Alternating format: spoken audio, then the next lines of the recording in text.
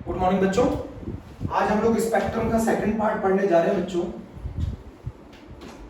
Spectrum lecture 2 है ना। अच्छा एक चीज बताओ, अभी तक हम लोगों ने पढ़ा था कि जो एब्जॉर्प्शन स्पेक्ट्रम है बच्चों, हम लोगों ने अभी तक पढ़ा था कि जो एब्जॉर्प्शन स्पेक्ट्रम है वो दो तरीके के हैं ना, एक लाइन और एक बैंड। बच्चों मेरी बात समझना, अगर सब्सटेंस एनर्जी को जो एब्जॉर्ब करता है वो अगर स्पेसिफिक मैनर में एनर्जी को एब्जॉर्ब करेगा तो उसका स्पेक्ट्रम लाइन होगा। बच्चों एक पर्टिकुलर, अगर सब्सटेंस जो एनर्जी को एब्जॉर्ब कर रहा है अगर उसका नेचर चूजी है, चूजी मतलब अगर वो स्पेसिफिक एनर्जी को एब्जॉर्ब करता है तो वो जो स्पेक्ट्रम शो करेगा वो लाइन है।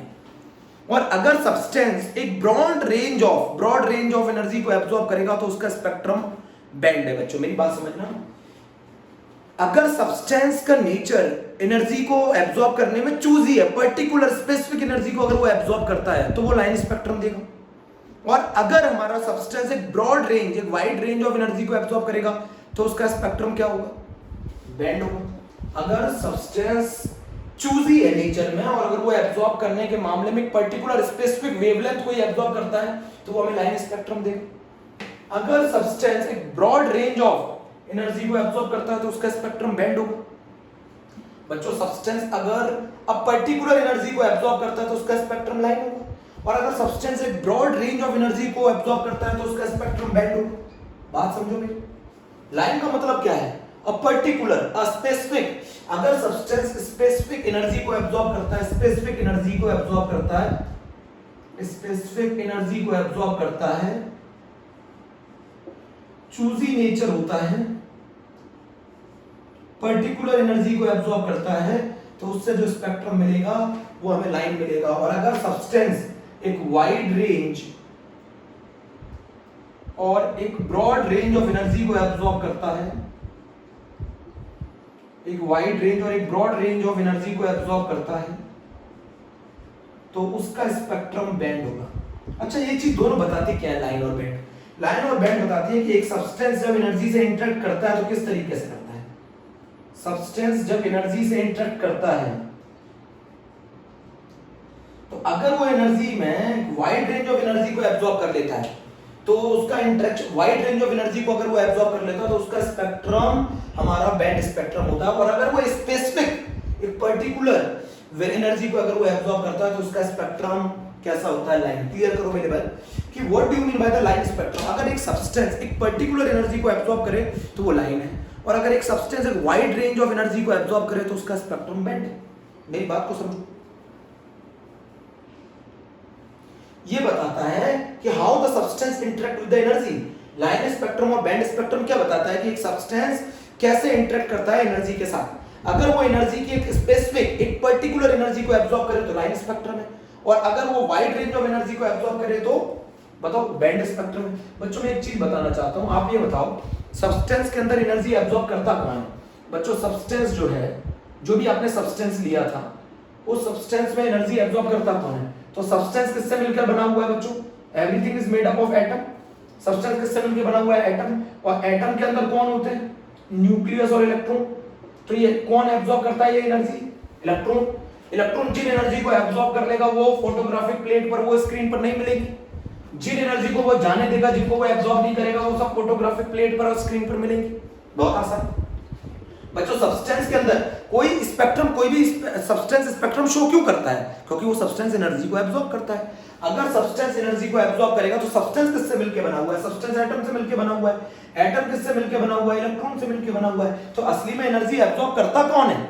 इलेक्ट्रॉन करता है। मान लो ये न्यूक्लियस है बच्चों, ये मान लो न्यूक्लियस, और ये इलेक्ट्रॉन हमारा रिवॉल्व कर रहा है। इस इलेक्ट्रॉन ने अगर एनर्जी एब्जॉर्ब कर ली तो बताओ ये इलेक्ट्रॉन यही रिवॉल्व करेगा कि न्यूक्लियस के पास रिवॉल्व करेगा कि न्यूक्लियस से दूर रिवॉल्व करेगा?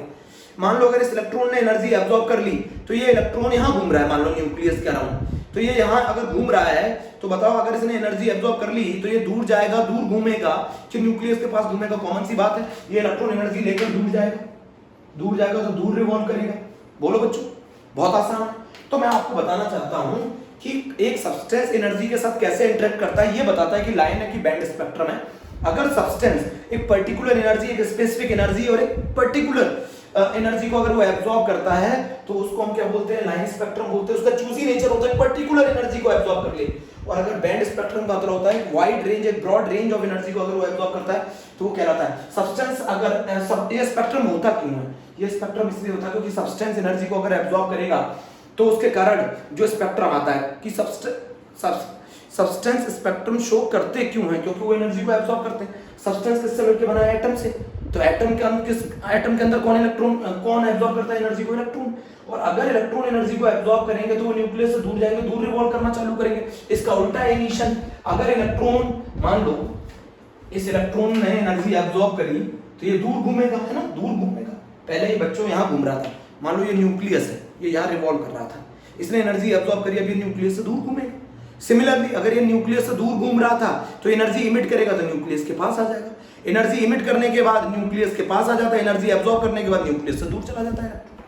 तो सब्सटेंस एनर्जी को एब्जॉर्ब करते हैं, इसीलिए स्पेक्ट्रम होता है। और सब्सटेंस के अंदर कौन एब्जॉर्ब करता है एनर्जी, एटम्स। एटम के अंदर कौन एनर्जी एब्जॉर्ब करता है, इलेक्ट्रॉन।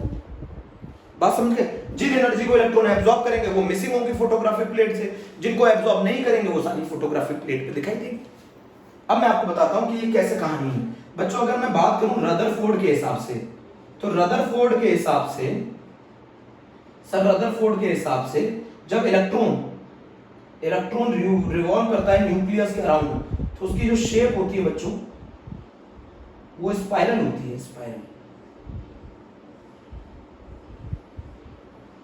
स्पाइरल शेप का मतलब है इलेक्ट्रॉन किसी भी अमाउंट, किसी भी एनर्जी को एब्जॉर्ब करके कहीं भी हो सकता है। बच्चों मेरी बात समझना, रदरफोर्ड के हिसाब से एटम का जो स्पेक्ट्रम आना चाहिए वो बैंड आना चाहिए। बैंड क्यों आना चाहिए, बैंड का मतलब है वो वाइड रेंज ऑफ एनर्जी को एब्जॉर्ब करेगा, वाइड रेंज ऑफ एनर्जी को एब्जॉर्ब करेगा,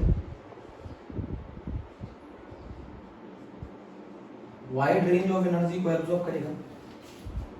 बच्चों रदरफोर्ड के हिसाब से एटम का जो स्पेक्ट्रम आना चाहिए वो बैंड आना चाहिए, वो वाइड रेंज ऑफ एनर्जी को एब्जॉर्ब करेगा। अब वाइड रेंज ऑफ एनर्जी को एब्जॉर्ब करने का मतलब क्या है, इलेक्ट्रॉन इस वाली वेवलेंथ को भी एब्जॉर्ब कर सकता है, वो यहाँ प्रेजेंट हो सकता है। इलेक्ट्रॉन इस वाली वेवलेंथ को भी एब्जॉर्ब कर सकता है, यहाँ प्रेजेंट हो सकता है। इलेक्ट्रॉन इस वाली वेवलेंथ को भी एब्जॉर्ब कर सकता है, यहाँ प्रेजेंट हो सकता है। इलेक्ट्रॉन अगर एटम इसके अंदर न्यूक्लियस के अराउंड रिवॉल्व करते वक्त इलेक्ट्रॉन अगर स्पाइरल शेप है, स्पाइरल पाथ स्पाइरल है, तो इसका मतलब इलेक्ट्रॉन कहीं पर भी हो सकता है। और अगर इलेक्ट्रॉन कहीं पर भी हो सकता है तो वो किसी भी अमाउंट ऑफ एनर्जी को एब्जॉर्ब कर सकता है। अगर वो किसी अमाउंट ऑफ एनर्जी को एब्जॉर्ब कर सकता है तो वो वाइड रेंज ऑफ एनर्जी को एब्जॉर्ब करेगा। और अगर वाइड रेंज ऑफ एनर्जी को एब्जॉर्ब करेगा तो उसका स्पेक्ट्रम कैसा होना चाहिए, बैंड होना चाहिए। बट प्रैक्टिकली जब पता किया गया तो एटम का जो स्पेक्ट्रम है बच्चों, एटम का जो स्पेक्ट्रम है वो लाइन होता है, एटम का स्पेक्ट्रम लाइन होता है। इस चीज को नहीं समझा पाइए। रदरफोर्ड के हिसाब से जब इलेक्ट्रॉन रिवॉल्व करता है अराउंड द न्यूक्लियस तो उसकी शेप स्पाइरल होती है। स्पाइरल शेप ये इंडिकेट करता है इलेक्ट्रॉन किसी भी जगह प्रेजेंट हो सकता है। और इलेक्ट्रॉन अगर किसी भी जगह प्रेजेंट हो सकता है तो वो कुछ भी अमाउंट में एनर्जी को क्या कर सकता है, एब्जॉर्ब कर सकता है। तो जब कुछ भी अमाउंट ऑफ एनर्जी को एब्जॉर्ब कर सकता है तो वो वाइड रेंज ऑफ एनर्जी को एब्जॉर्ब करेगा। और अगर वो वाइड रेंज ऑफ एनर्जी को एब्जॉर्ब करेगा तो उसका स्पेक्ट्रम कैसा होगा, बैंड।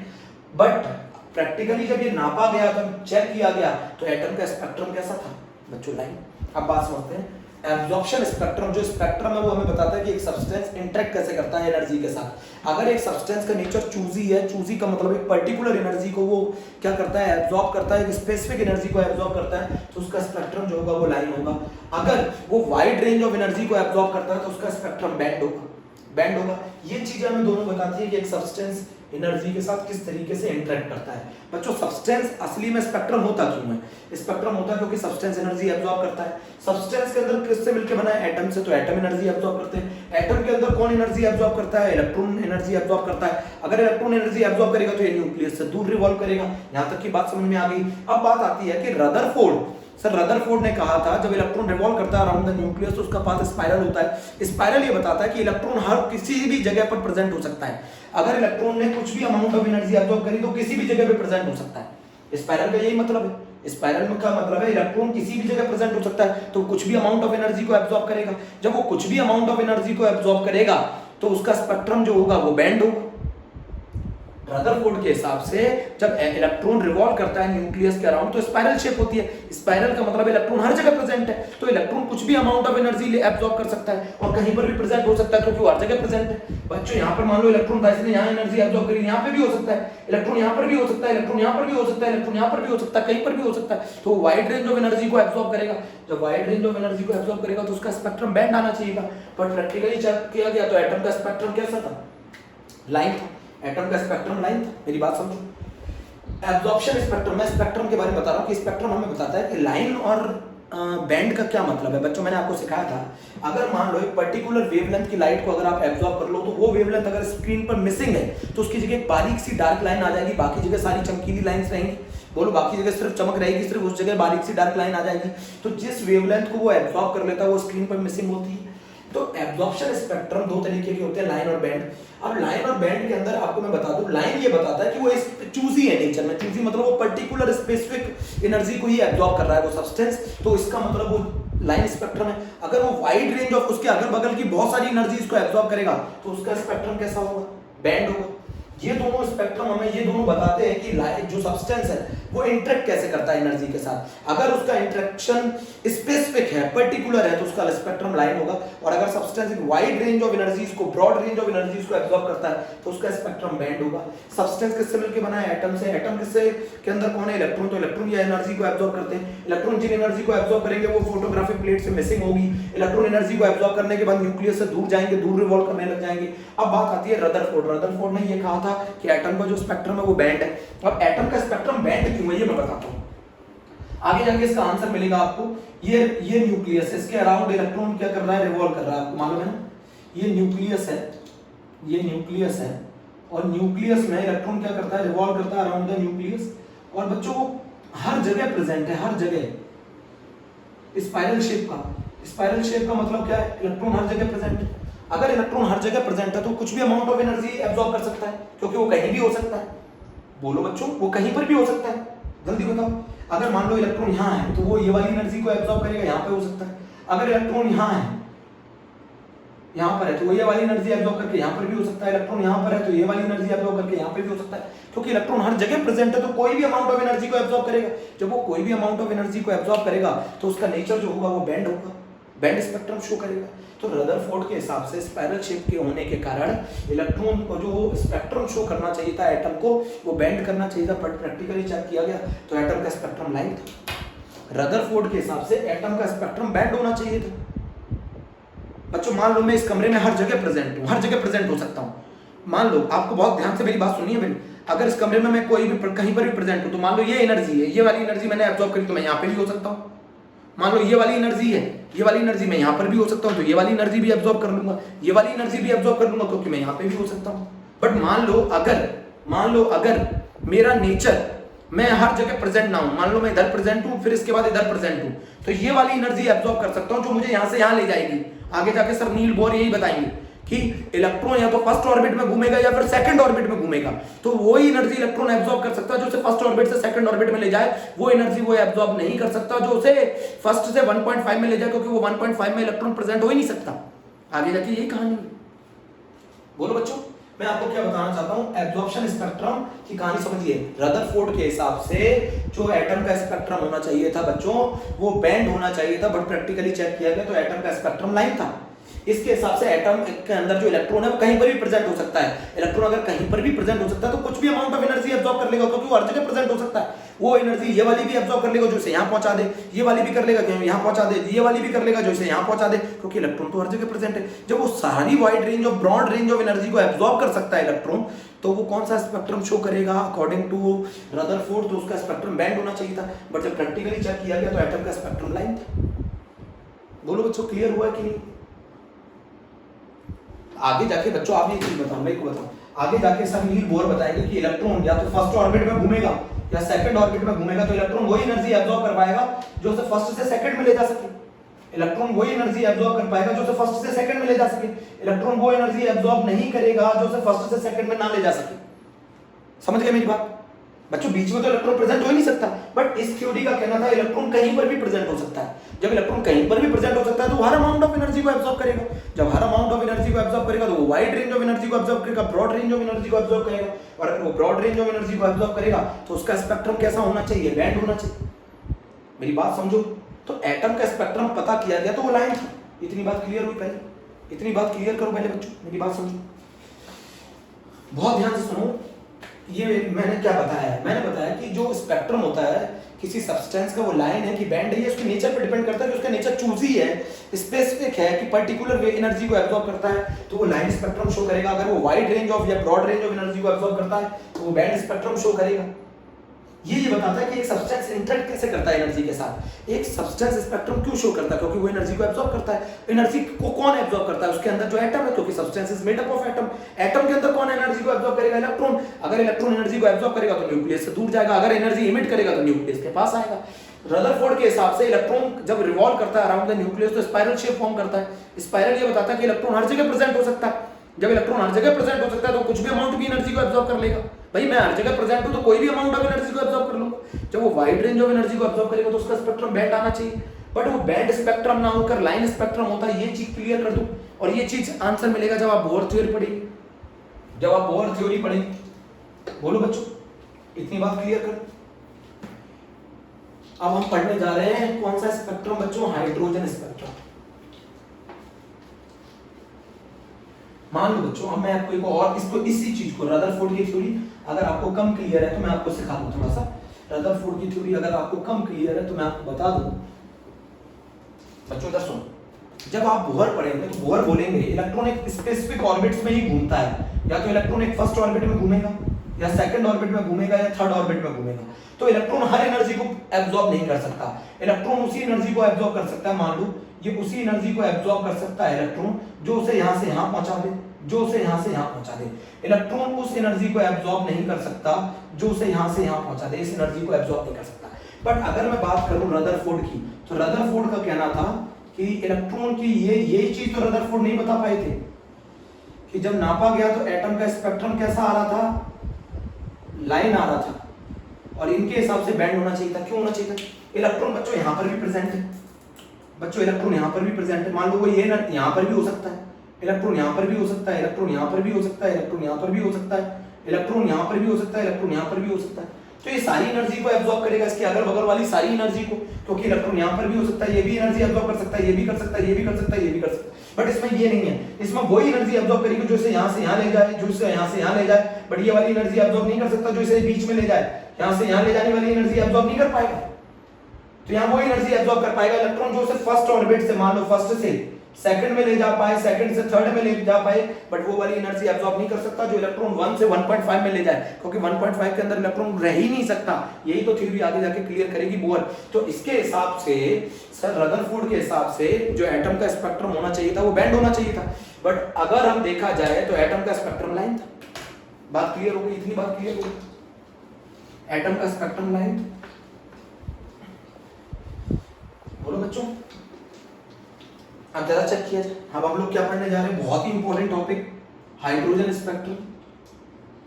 बहुत ही इंपॉर्टेंट टॉपिक हाइड्रोजन स्पेक्ट्रम। पहली बात बता दूं, ये एक हाइड्रोजन स्पेक्ट्रम एक एटॉमिक स्पेक्ट्रम है। पहला इसका पॉइंट है, ये एक एटॉमिक स्पेक्ट्रम है, ये एक इमिशन स्पेक्ट्रम है,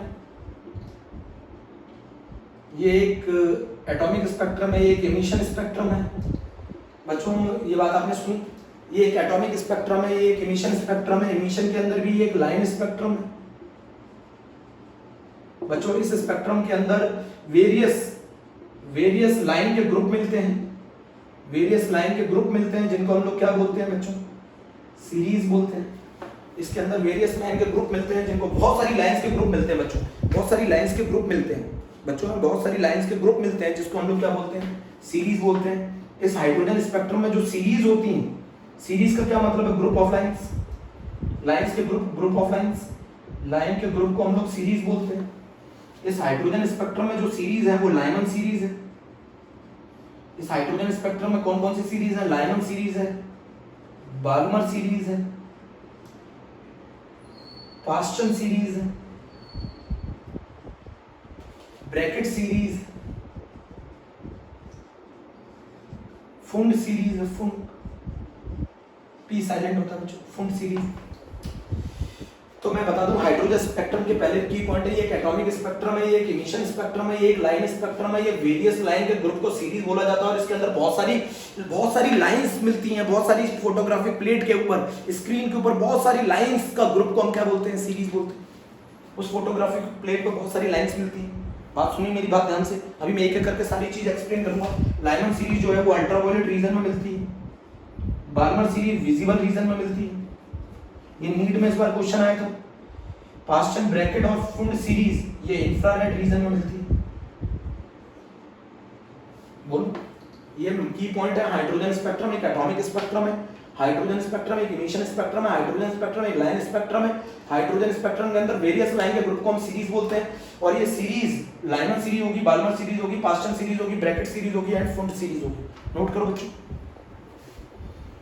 हाइड्रोजन स्पेक्ट्रम एक एटॉमिक स्पेक्ट्रम है, हाइड्रोजन स्पेक्ट्रम एक इमिशन स्पेक्ट्रम है, हाइड्रोजन स्पेक्ट्रम एक लाइन स्पेक्ट्रम है। हाइड्रोजन स्पेक्ट्रम के अंदर वेरियस लाइन के ग्रुप को सीरीज बोलते हैं। ये सीरीज लाइमन होगी, बाल्मर होगी, पास्टन होगी, ब्रैकेट होगी, फुंड होगी। बच्चों हाइड्रोजन स्पेक्ट्रम एक एटॉमिक स्पेक्ट्रम है, हाइड्रोजन स्पेक्ट्रम के इमिशन स्पेक्ट्रम है, हाइड्रोजन स्पेक्ट्रम एक लाइन स्पेक्ट्रम है। इसमें जो इमिशन के बाद जो सीरीज पर होने की लाइन मिलेगी, वेरियस लाइन के ग्रुप को सीरीज बोलते हैं। सीरीज कौन सी होंगी, लाइमन सीरीज होगी, Balmer series, Paschen series, Brackett series, Pfund series. बच्चों आप डायग्राम से समझते हैं, ये सारे पॉइंट लिख लिए आप लोगों ने, ये इसके की पॉइंट है बच्चों, ये इसके की पॉइंट है बच्चों। इसमें सबसे पहले जो हाइड्रोजन स्पेक्ट्रम का सेटअप किया गया वो ऐसे किया गया, एक ग्लास ट्यूब ली गई, उसके अंदर हाइड्रोजन गैस भर दी गई बच्चों, उसके अंदर हाइड्रोजन गैस भर दी गई और उसके अंदर इलेक्ट्रिकल स्पार्क प्रोड्यूस किया गया इलेक्ट्रोड लगाकर। इसके अंदर हाइड्रोजन गैस है, इसके अंदर हाइड्रोजन गैस है, इसके अंदर इलेक्ट्रिकल स्पार्क दिया गया, इलेक्ट्रिक स्पार्क। बच्चों ये एक डिस्चार्ज ट्यूब है जिसके अंदर हमने क्या भरा है, एक ग्लास के ट्यूब है जिसके अंदर हमने हाइड्रोजन गैस भर दिया और एक इलेक्ट्रिक स्पार्क प्रोड्यूस किया। इलेक्ट्रिक स्पार्क से हमने इसको क्या प्रोवाइड किया, हीट प्रोवाइड की, हीट प्रोवाइड की। हमने इसको हीट किया तो जो हाइड्रोजन था वो मॉलिक्यूलर फॉर्म में था। अब हमारे सिस्टम को एटॉमिक फॉर्म में लाना तो हमने क्या किया, इस H और H को बॉन्ड को तोड़ दिया। इतनी हीट दी कि इसका हाइड्रोजन के बीच का जो बॉन्ड है वो टूट गया। तो जब हाइड्रोजन के बीच का बॉन्ड टूट जाएगा तो इसके अंदर अब क्या मिलने लग जाएंगे, हाइड्रोजन एटम। अब हमारा सिस्टम एटम हो जाएगा। तो क्या एटॉमिक स्पेक्ट्रम पढ़ना है बच्चों। हमने मॉलिक्यूल लिया था ना, हाइड्रोजन गैस जो होती है वो H2 मॉलिक्यूल होती है। हमने इसको हीट किया, इतनी एनर्जी दे दी कि इसके H बॉन्ड H को तोड़ दिया। हमने इसके बाद और हीट किया। जैसे इसको और हीट किया तो इसने क्या करे, एक orange red radiation, orange red light emit करने लगा। ये उसको और हीट करते गए ये ग्लास ट्यूब ग्लो करने लगा और इसमें क्या इमिट करने लगा, ये लाइट इमिट करने लगा। कौन सी लाइट इमिट करने लगा बच्चों, ये ऑरेंज रेड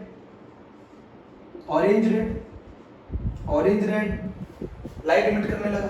इस ऑरेंज रेड लाइट को हमने किस में से पास किया, प्रिज्म में। तो हमने देखा स्क्रीन पर बच्चों, हमने देखा स्क्रीन के ऊपर से अब ग्रुप ऑफ लाइंस मिल रहा था, लाइंस मिल रही थी, ग्रुप ऑफ लाइंस। स्क्रीन के ऊपर ग्रुप ऑफ लाइंस मिल रही थी, स्क्रीन के ऊपर बच्चों ग्रुप ऑफ लाइंस मिल रही थी। हमने इसको एनर्जी दी, एटम्स ने एनर्जी एब्जॉर्ब करी हीट के फॉर्म में, एमिट की लाइट के फॉर्म में।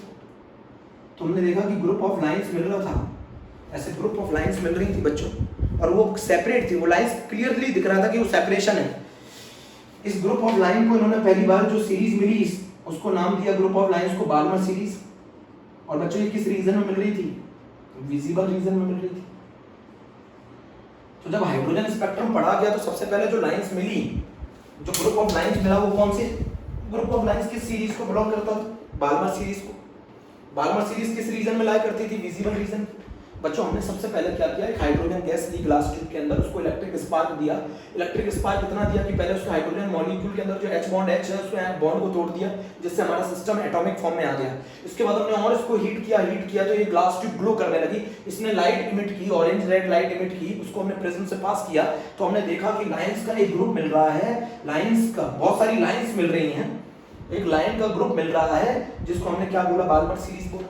बोलो बच्चों जल्दी से नोट कर दो, इसको हमने बाल्मर सीरीज बोला। स्क्रीन पर बारीक लाइन का ग्रुप मिलता है बच्चों, उसको हमने लाइमन सीरीज बोला।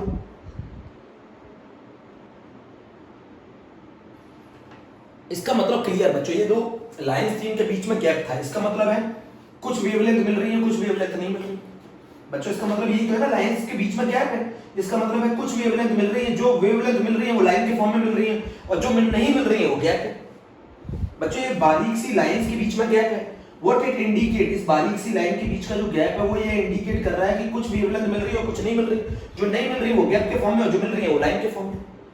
बट बच्चों आगे जाके ये चेक किया गया इनडायरेक्ट मेथड से कि देखो हम नेकेड आईज से अल्ट्रावायलेट को नहीं देख सकते, इंफ्रारेड को नहीं देख सकते, पर बाद में मालूम चला कि कुछ और भी सीरीज हैं जो मिल रही हैं, बट हम उन्हें नेकेड आईज से नहीं देख सकते थे, तो इनडायरेक्ट मेथड से पता किया गया। तो एक सीरीज अल्ट्रावायलेट रीजन में मिल रही थी, एक सीरीज अल्ट्रावायलेट रीजन में मिल रही थी, अल्ट्रावायलेट रीजन में मिल रही थी, और वो सीरीज का नाम था लाइन। जो सीरीज अल्ट्रावायलेट रीजन में मिल रही थी वो सीरीज थी लाइन। बच्चों नीट ने 2019 के पेपर में ये पूछा था बाल्मर सीरीज किस रीजन में मिलती है, नीट ने 2019 के बच्चों बाल्मर सीरीज हमें सबसे पहले क्यों दिखाई दी, क्योंकि वो विजिबल रीजन में थी। अल्ट्रावायलेट हमें क्यों नहीं दिखाई दी, क्योंकि वो लाइमन सीरीज हमें क्यों नहीं दिखाई दी, क्योंकि वो अल्ट्रावायलेट रीजन में थी। ये इनडायरेक्ट मेथड से पता किया गया, इनडायरेक्ट मेथड से और पता किया गया कि इसके अलावा 3 सीरीज और मिल रही थी इंफ्रारेड रीजन, इसके अलावा 3 सीरीज और मिल रही थी infrared reason, pastel series, Brackett series,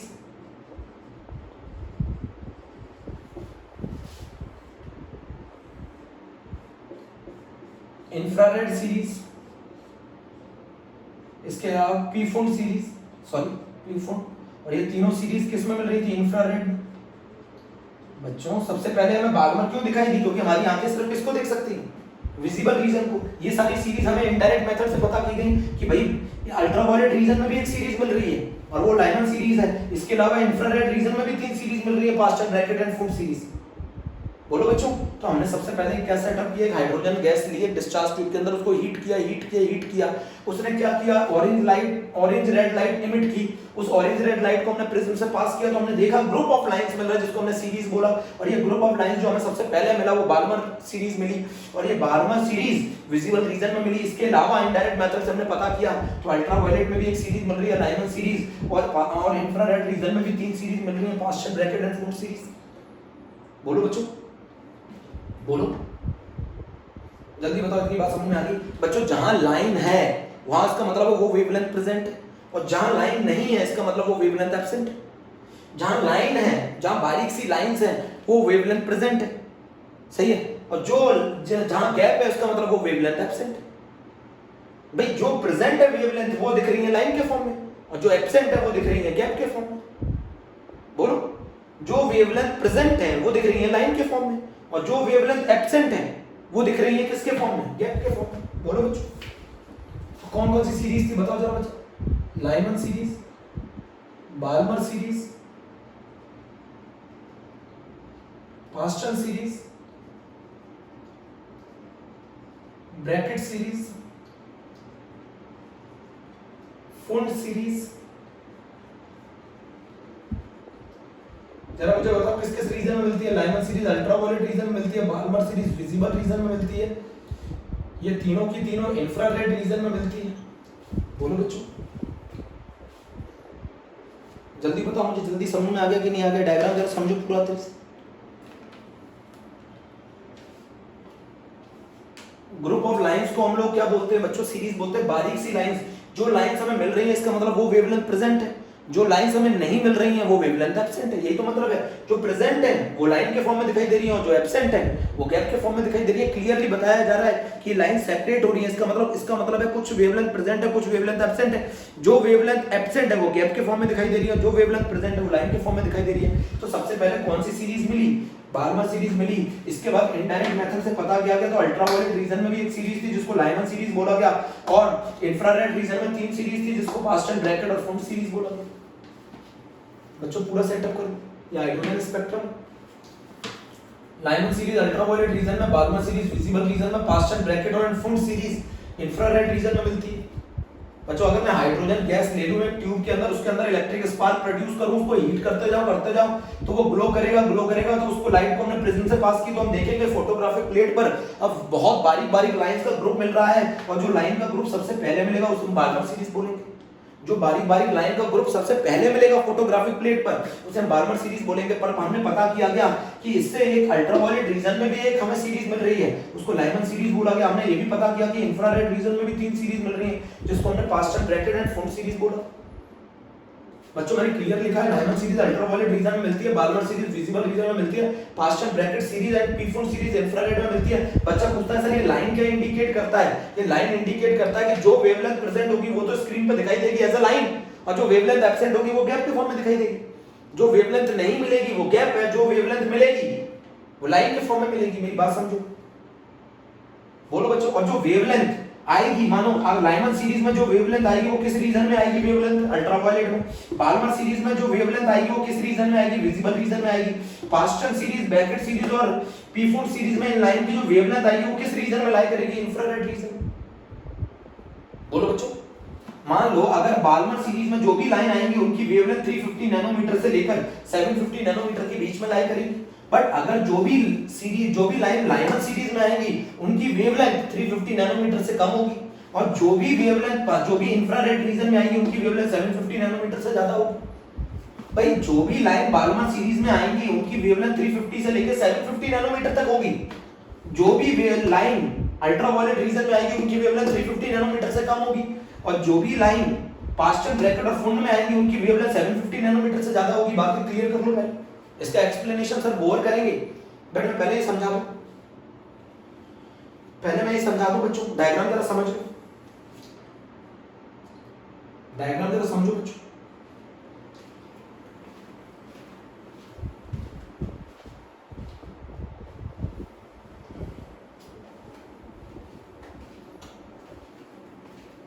diagram जरा समझो बच्चों, डायग्राम। कुछ वेवलेंथ है, कुछ वेवलेंथ नहीं है इसके अंदर। कुछ वेवलेंथ जो वेवलेंथ इसके अंदर है वो लाइन के फॉर्म में दिखाई दे रही है, जो वेवलेंथ इसके अंदर नहीं है वो गैप के फॉर्म में दिखाई दे रही है। बच्चों इसमें कुछ वेवलेंथ है, कुछ वेवलेंथ नहीं है। जो वेवलेंथ है वो लाइन के फॉर्म में दिखाई दे रही है, और जो वेवलेंथ नहीं है वो गैप के फॉर्म में दिखाई दे रही है। जो वेवलेंथ है वो लाइन के फॉर्म में दिखाई दे रही है, जो वेवलेंथ नहीं है वो गैप के फॉर्म में दिखाई दे रही है।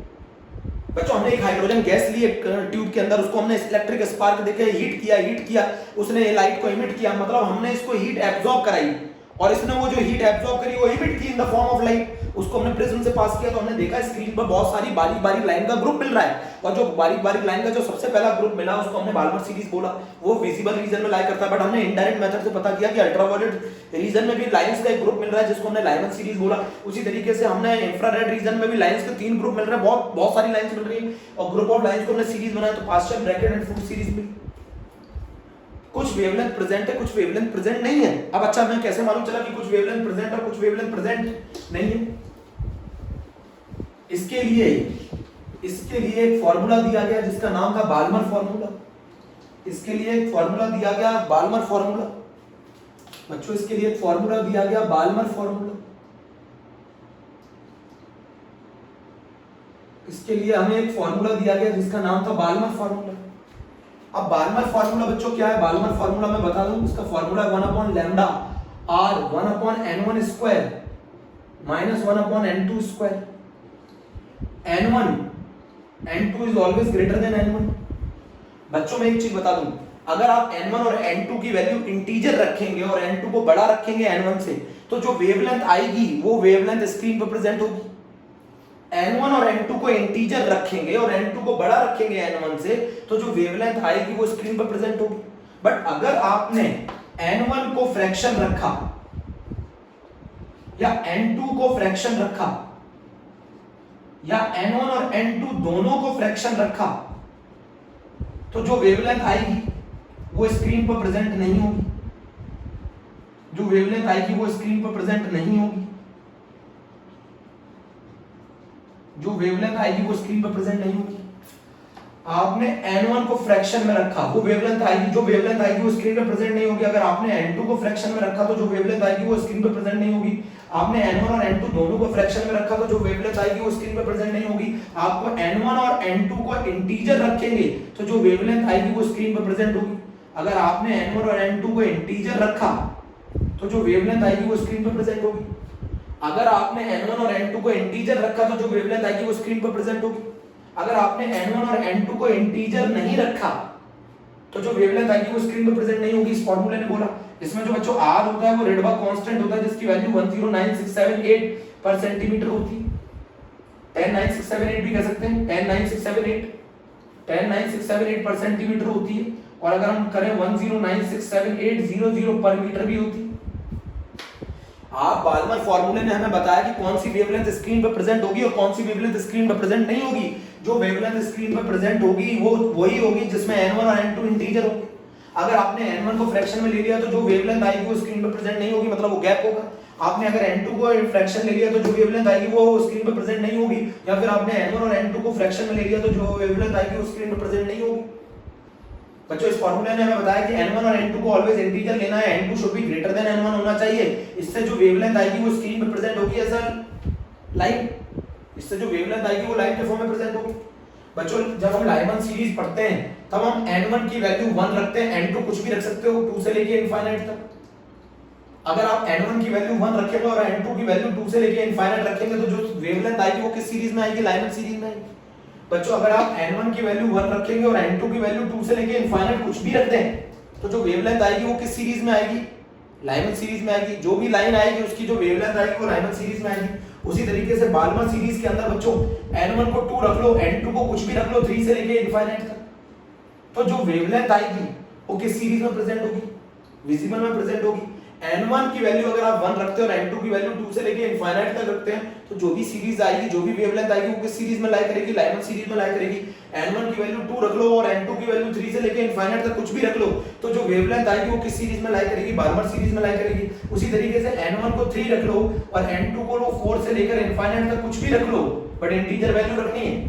4 रख सकते हैं, 5 रख सकते हैं, 6 रख सकते हैं, 7 रखते हैं, तो जो भी वेवलेंथ आएगी वो किस सीरीज में लाई करेगी? पास्टल सीरीज में लाई करेगी। सही है। n1 की वैल्यू अगर आप 4 से लेकर और n2 की वैल्यू अगर आप 5 से लेकर इनफाइनाइट तक कुछ भी रखते हैं तो जो वेवलेंथ आएगी वो किस सीरीज में आएगी? ब्रैकेट सीरीज में आएगी। अगर आप n1 की वैल्यू 5 रखते हैं और n2 की वैल्यू 6 से लेकर इनफाइनाइट तक रखते हैं तो जो भी वेवलेंथ आएगी वो किस सीरीज में आएगी? पी4 सीरीज में आएगी। बच्चों बाल्मर फॉर्मूले ने क्या बताया? बाल्मर फॉर्मूले ने बताया कौन सी लैम्डा ऐसी कौन सी वेवलेंथ है जो स्क्रीन पर होगी और कौन सी वेवलेंथ है जो स्क्रीन पर नहीं होगी। वही वेवलेंथ प्रेजेंट होगी जिसमें n1 और n2 की वैल्यू इंटीजर होगी। वो वेवलेंथ प्रेजेंट नहीं होगी जिसमें n1 फ्रैक्शन होगा या फिर n2 फ्रैक्शन होगा या फिर दोनों फ्रैक्शन होंगे। n2 should be greater than n1, n1 integer रखेंगे तो जो वेवलेंथ आएगी वो स्क्रीन पे प्रेजेंट होगी। r को रेडबर्ग कांस्टेंट बोला जाता है जिसकी वैल्यू 109,678 पर सेंटीमीटर होती है या फिर 109,678 पर मीटर होती है। अगर आपने n1 की वैल्यू 1 रखी तो n2 की वैल्यू 2 से लेके इनफाइनाइट तक कुछ भी रख सकते हैं, और अगर आपने n2 की वैल्यू 2 से लेके इनफाइनाइट तक कुछ भी रखी तो जो वेवलेंथ आएगी वो किस सीरीज में लाई करेगी? अल्ट्रावायलेट में। अगर आपने n1 की वैल्यू 2 रखी और n2 की वैल्यू 3 से लेके इनफाइनाइट तक कुछ भी रखी तो जो वेवलेंथ आएगी वो किस सीरीज में लाई करेगी? विजिबल में। अगर आपने n1 की वैल्यू 3 रखी और n2 की वैल्यू 4 से लेके इनफाइनाइट तक कुछ भी रखी तो जो वेवलेंथ आएगी वो पास्टल सीरीज में लाई करेगी। अगर आपने n1 की वैल्यू 4 रखी और n2 की वैल्यू 5 से लेके इनफाइनाइट तक कुछ भी रखी तो जो वेवलेंथ आएगी वो ब्रैकेट सीरीज में लाई करेगी। n1 की वैल्यू 5 रखी और n2 की वैल्यू 6 से लेके इनफाइनाइट तक कुछ भी रखी तो जो वेवलेंथ आएगी वो p4 सीरीज में लाई करेगी। बच्चों ये मैंने पूरी बता दी। अब हम लोगों को बच्चों यहाँ के बाद इसके बाद जो हमारा मेन टॉपिक आ जाएगा वो आएगा बच्चों, अब आ गए हम नेक्स्ट टॉपिक पे, बोहर एटॉमिक मॉडल। बच्चों अब आ गए हम बोहर मॉडल पर, बोहर मॉडल ऑफ एटम। समझ गए बच्चों? यही है वो टॉपिक जहां से हम अब मेन टॉपिक में एंटर करेंगे। बच्चों ये हमारा पूरा बेसिक्स खत्म हो गया सही से। स्पेक्ट्रम का आप अच्छी तरीके से समझ लें, बाल्मर सीरीज, लाइमर सीरीज इनको अच्छी तरीके से पढ़ लें, देन मैं फर्दर आगे आपको बताऊंगा, है ना बच्चों? Okay, thank you.